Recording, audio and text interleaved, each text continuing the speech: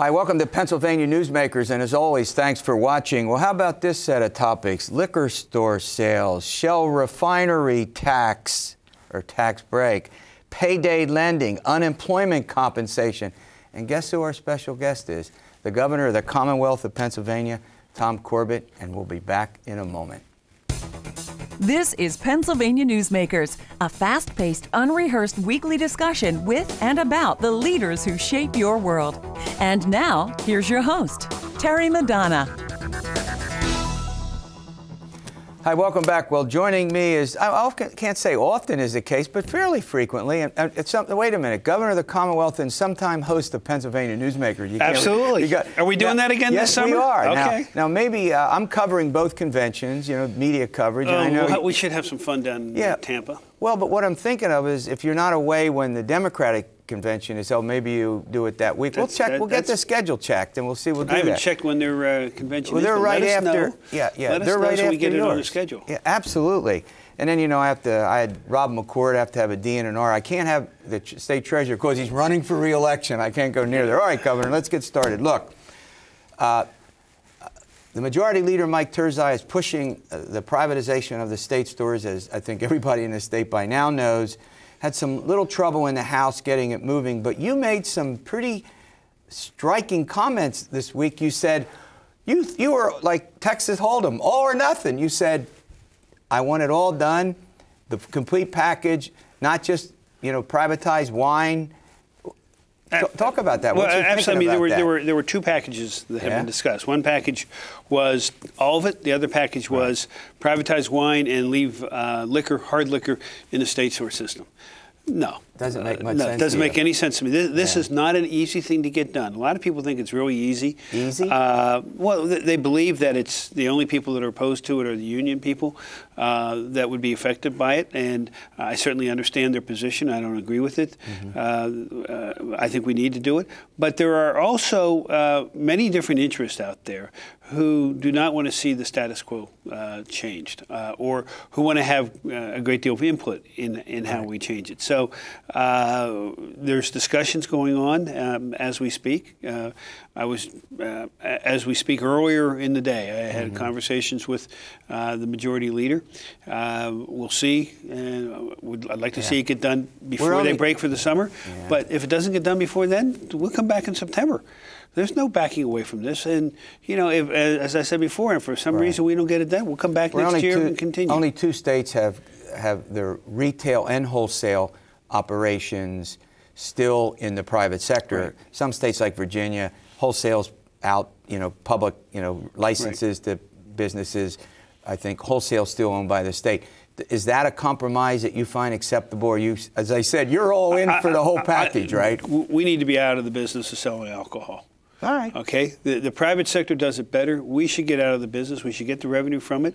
We shouldn't do something that's going to make us lose revenue, obviously, but we should get the revenue for it and let the private sector take over. And you're confident that there is some controversy over whether that would give more money than what the current operation gives us.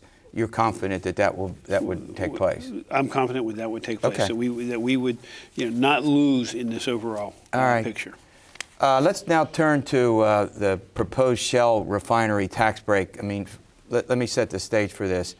There's the Shell Oil Company wants to build what's called a cracker company that they take ethane and turn it into ethylene. Gosh, I'm getting into... Well, first they take natural gas into ethane. That's correct. And that gets turned into ethylene. And then ethylene becomes plastic. See, the governor knows what he's talking about here. You're into organic chemistry now, Governor? No, oh God, no. All right. What we need to do, what this is an effort is to bring manufacturing back to Pennsylvania. The one thing I hear out on the road constantly is that this country has sent manufacturing overseas, that the state has gotten rid of manufacturing. This is the opportunity to bring manufacturing back to the United States and bring it back to Pennsylvania. Most of these facilities, these cracker facilities, in fact, I think almost all of them, are located down in the Gulf Coast. And Shell, because they have a huge amount of the natural gas field in western Pennsylvania where the wet gas is, wants to build one here. In Beaver County, right? In Beaver County. Okay, that's where they've designated. 5,000 jobs, 10,000 jobs at any one time, sometimes 10,000 jobs, or 5,000 jobs clearly for 3 years just to build it. You know, hundreds of jobs afterwards to operate it. But then there are all of the indirect and what they call induced jobs that come from that. Well, once you have that ethylene, what are you going to do with it?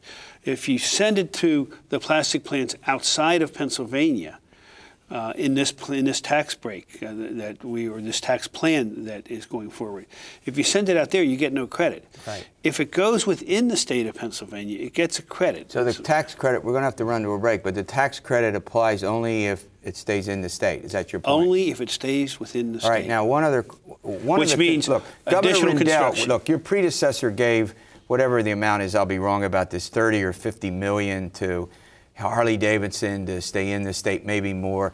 There was money given to Comcast, money given to Boscov's. The one concern that I hear expressed by people is not that, but maybe the 1.7 billion over 25 years is too much. When we come back, we'll let the governor respond to that, and we'll get into some other subjects. This broadcast of Pennsylvania Newsmakers is presented by the Pennsylvania Chamber of Business and Industry, the statewide voice of business, and by the Pennsylvania Cyber Charter School, bringing educational innovation and freedom to the children of Pennsylvania.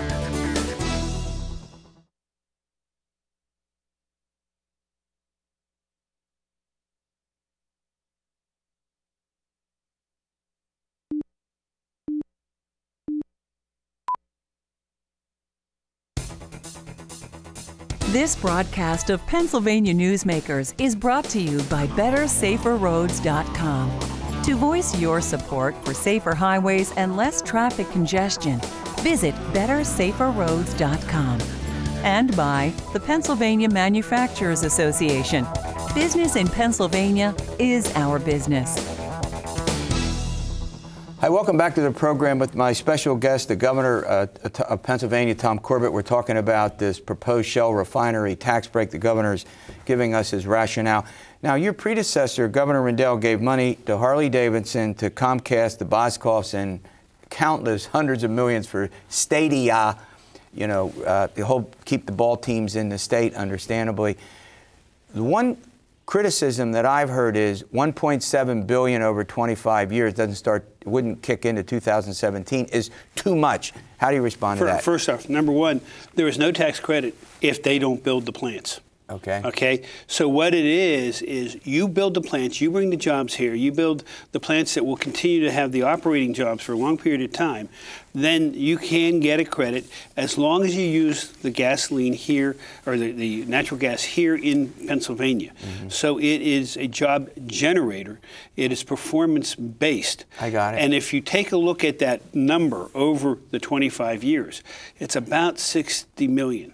Okay, one of the tax credits that we have out there right now is, I think, 65 million, or it might be 60 million, for the film tax credit to keep the... Oh, it's 75 million, I think. Okay, no, I think it actually came down. Did it come down? Whatever it is. Yeah, well, originally it was 75 we're in the same ballpark. I get it. And that's to keep jobs here. This totally creates all new jobs. So your point would be this would actually create more jobs than the film industry, which comes and goes. They'll be here. That's exactly right. Because and there's competition for this from other states? Oh, well, first off, the competition is we'll just send the natural gas down to the Gulf Coast and use the facilities down there, because that could happen. So what this is create the industry here. There's competition from Ohio and West Virginia that would love to have gotten this facility over there.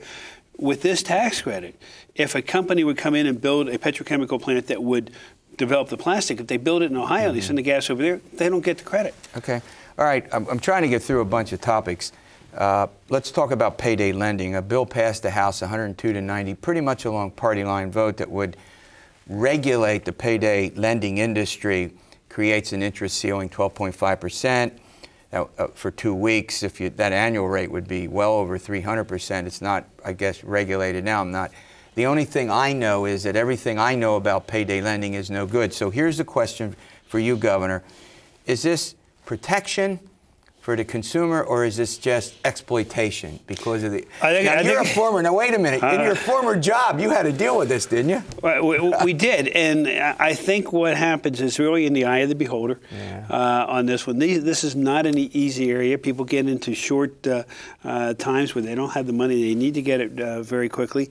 When you don't have any regulation, there's nothing for the regulators to do to help. So it at least provides some rules and regulations that have to be followed. So, it's probably half a loaf, not a whole loaf. Yeah, I get it.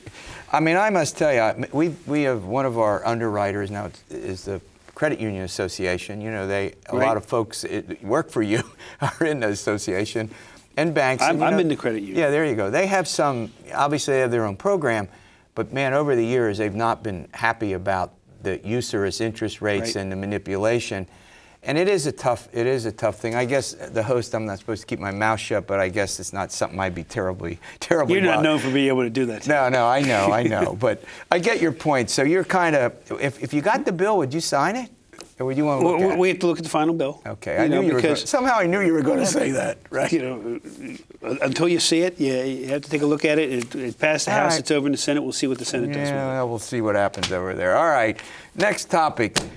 You and the Supreme Court justices, mainly one judge, the Chief Justice Castillo, had a little different view about the judgeships in the state. You recently sent, if I got this right, 7 judges over to the nominations for judgeships over to the Senate. I won't get into the details of it. I guess 2 in Allegheny County, a bunch in Philly, and 1 in York. The Chief Justice says, Governor Corbett, pay for them or don't appoint them. And you guys are having a little back and forth on that. Why did you nominate them? Well, because one, I have a belief that the people that we have nominated will make good judges, and there are vacancies there.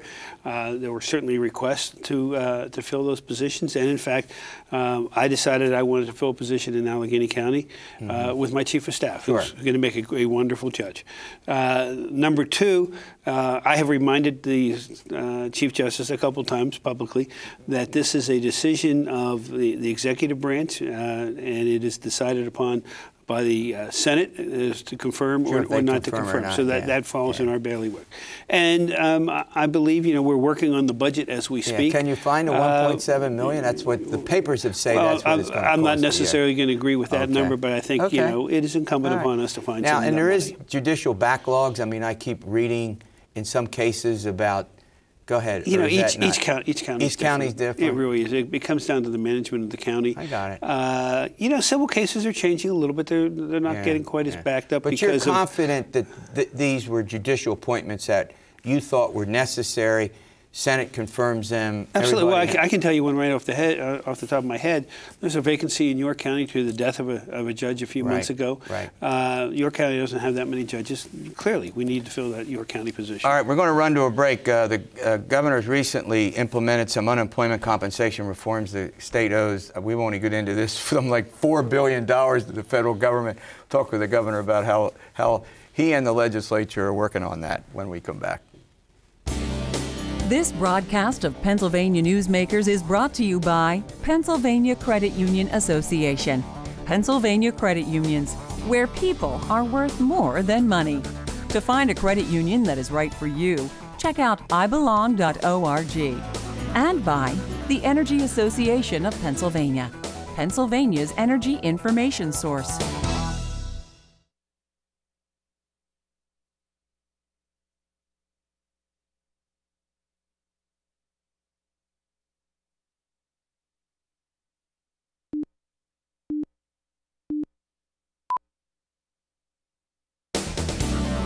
This broadcast of Pennsylvania Newsmakers is presented by the State System of Higher Education. 14 state-owned universities. The state system is the largest provider of higher education in Pennsylvania. And by the Hospital and Health System Association of Pennsylvania, working towards a healthy Pennsylvania. Hi, welcome back to the program. We're going through, I'll tell you what, the state has a huge number of items as the governor and I were chatting on this agenda. Governor, we've always had a lot of things to do, big policy things to do. But I'm telling you, they've all backed up over, what, 6, maybe 10 years? School reform, liquor store sales. Now we got fracking in Marcellus Shale. Budget deficit of $4.2 billion. Yeah, the reason I haven't... City of Harrisburg. Bankruptcy, or close to bankruptcy. Unemployment compensation, Now, pensions. the reason I haven't gotten into the budget with you is that as we tape this, we don't know what will happen. That's exactly right. All right, I want to talk about, we owe the federal government close to $4 billion. Is that right? That's exactly right. And for money that we borrowed to pay unemployment compensation. Thank you. Now, it's cheaper, you and the legislature say, to use bonds to pay that debt off. Explain that. Think about refinancing your mortgage. Okay. And that's really what this is. We have that debt, and that debt is based upon a variable rate, and it can go up and down according to the markets, just like interest rates go on any mortgage if you have a variable mortgage. We are going in, we believe we can get one at a fairly reduced price that is a fixed rate. And we're going to take the money that we borrow, pay the federal government back, and then what we will be paying off is the bond at a rate of whatever the percentage is. It'll be fixed at that level. It'll be lower than what we're already paying right now. And it's low enough that we didn't think that a variable rate would ever get below that at this point in time. And we can start paying it off. We're saving. Now the legislature has to do this? Well, they already did. That's what I thought. Well, yes. Well, first off, they had to pass the law. Now we have to go do the bond. Do the bonds. Right. And was that vote? And that has to be done bipartisan. Pretty much bipartisan. Yes. Yeah. I thought it would be. It should be. Pretty much. I mean, more Republicans I think voted for than Democrats, but it has to be paid. Secretary Hathaway, Julia, went out there and worked it with the labor unions, with the business entities, worked them very hard, worked the legislature. I didn't hear any controversy about it. That's the point. She did a masterful job. Now, employers now will be exempt from paying that into the fund for their employees, and you argue that's been. Do I got that quite right? Is you're getting into the weeds here of how many quarters and what the price of the quarters is and everything like that. But the point is that now, if I got this right, that private sector employers now pay for each employee since 2009, when the fund was depleted. That will not happen now, and that should be an incentive for employees to hire, because they don't have to pay. That's the whole idea, is to give the businesses the opportunity to spend money and go out and hire more people. All right, I want to talk about 2 or 3 other subjects before I let you go. I want to talk about prison reform. It's a subject I know near and dear to your heart as a former Attorney General and U.S. Attorney. I've always maintained, Governor, we put too many people on drug-related charges, just for possession, lots of them drug addicts, behind bars for long periods of time. It's too costly. They're not getting rehabilitated. You all have been talking about that and working on a package, right? Talk a little bit about that. We are. I mean, the cost of keeping a prisoner continues to rise. $33,000. Something in that neighborhood. When I was chairman of the Pennsylvania Commission on Crime and Delinquency under Tom Ridge back in the mid-'90s, I think we were talking about a jail population, a prison population of about 24,000. It's doubled now. So we built jails, our prisons. We continue to build them. We stopped that this year. Last year we didn't build a prison in Fayette County. This year we have flatlined the corrections portion of the budget. We're going to live within our means on that. Well, in order to do that, we need to have some reforms of how we do it. Yeah. For instance, we have found that if we change the parole system, not letting people out that shouldn't be out, but those who have already a decision's been made, and then they sit in the prison for 2 or 3 months while we're trying to get a program for them. Yeah. We need to speed that up, so that comes down to efficiencies. I think it's kind of interesting that the former, prosecutor is the one who's leading the prison reform. But it's because I know that it's absolutely necessary, and there's a large group of people, bipartisan, as you know, former Governor Leader, who he and I have become friends, is heavily involved in doing some of this. We're taking some of their recommendations. The legislature gets it. It's very important that we get it done. All right, we're going to run to a break. Last segment with Governor Corbett coming up. Good. This broadcast of Pennsylvania Newsmakers is presented by Highmark Blue Shield, changing the way health plans work for business with a variety of plan options for employers and more choices for employees. Information is available at highmark.com. Have a greater hand in your company's health. And by the Pennsylvania Healthcare Association, the future of long-term care.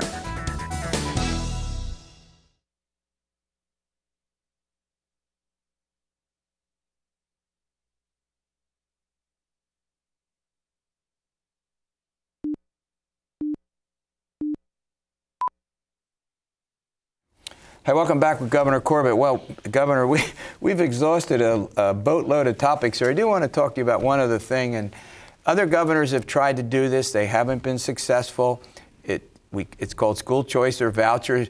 Now, I noticed lately you saying, don't call them vouchers, and you have some other ideas that you want to push about school reform. What are they? Well, there are a number of ideas. One, I'd like to see teacher evaluation get through, because right now teachers are graded satisfactory and unsatisfactory, and the rate of satisfactory teachers in Pennsylvania is 99.1%. You want more specificity? We need more specificity. We need to be able to deal with that.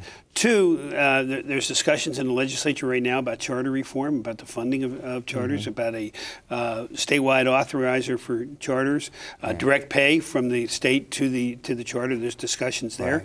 The amount of money spent in cyber charters is being discussed as to whether they need the same amount as a charter school actually needs. So those are the discussions. The earned income tax or the education income tax credit, that's being discussed. There's, as we speak, and today is different than when this is going to air. So there could be a great deal of movement on this. So your point would be that if vouchers are tough to get through and they don't poll well, and you've got conservative Republican lawmakers who have trouble with it because they don't have any place their kids in their schools can use vouchers. So it's not just been, teachers unions and others who've opposed it historically. Governor Ridge tried it twice, Governor Thornburg, I think, once. There is a problem with the use of. So your point now, there are other things that why get caught up in that debate while we have other things? There are other tools out there. I know we spend, if you count federal, state, and local monies coming to the Commonwealth of Pennsylvania for education, K through 12 and higher ed, over $26 billion. Right. When I look at that, I see successes, I see a lot of failures. We have to figure out how to spend that money more effectively. And spending some of that money on the private side, whether they be charters, whether they be education income tax credits. If you want to use the term voucher, use the term voucher. That seems to be a red flag. But public money going to education is important. We need to improve our education system. Okay, we have about a minute left, and I just want to conclude. Now, as we discuss, you're in the middle of these discussions on the budget. Close, far, we get. By the time this airs, we might be done. Who knows? But, hopefully you will be. But you say close, the legislators may say far, or vice versa. In the governor of the Commonwealth's opinion, are you close? As we speak today, we're coming close to what the amount of money is we're both willing to spend. Yeah, that's the value. I'm not as high as they are. They're not as low as I am. Once you establish that, then it's how does that money get divided? I get it. But you can't be too far off if that's what you're arguing about. I got to get out of here. Governor, thanks for coming on the program. All right, we'll see you next week for another edition of Pennsylvania Newsmakers. And as always, stay well.